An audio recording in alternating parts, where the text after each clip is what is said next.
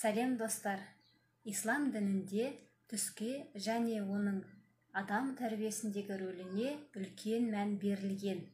Ұсынып отырған түс жоруымыз түске және оның мән мағынасына бей-жай қарамайтын адамдарға қызықты әрі пайдалы болмақ. Адамдар көпшілік. Түсте көпшілік қауымды көрсеңіз, көре алмайтын әрі екіжүзді адамдардың соңынан ересіз. Адасу, қателік. Адам түсінде қателессе, не жолдан адасса, онда бұл оның тура жолдан ауытқуын білдіреді. Ай, түстегі ай мен күн ата-ананың белгісі. Егер ай мен күн сізге иілсе, ата-анаңыздың разы болғаны.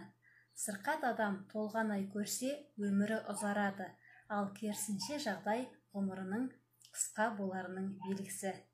Айна, ол әйеліңіз.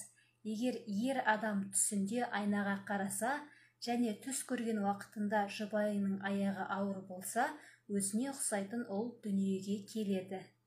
Егер әйелі жүкті болмаса, не бойдақ болса, мұндай түс қызметінен босайтынын білдіреді.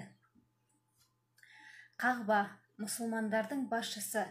Түсінде Қағбаның ішінде намаз оқыған адам өңінде дұшпандарынан зиян көрмейді және береке мен байлыққа қол жеткізеді. Қаз, әдемі әйелдерді білдіреді.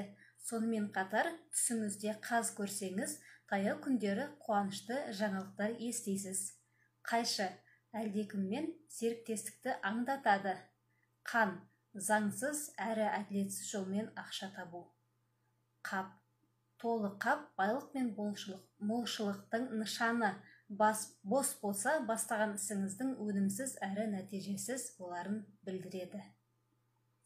Қарыз, түсте әлдекімнен қарыз алу қызметіңіздегі жағымсыз жағдайды, өз ісіңізге разы болмауды аңғартады, ал біреуге қарыз беру қызметіңіздің сәтті болуының нышаны.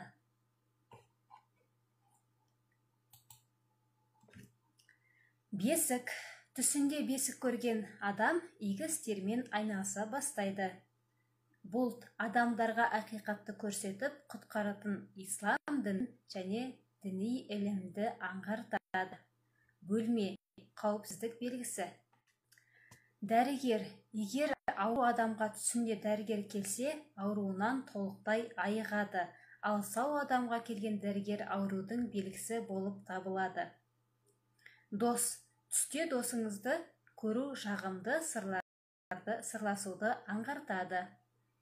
Дұға, түсінде Аллаға қол жайып дұға жасасаңыз, не өзгелер сіз үшін дұға жасаса, бақытқа кенелесіз. Сонымен қатар, дұға қарыздан арылуды аңдатады.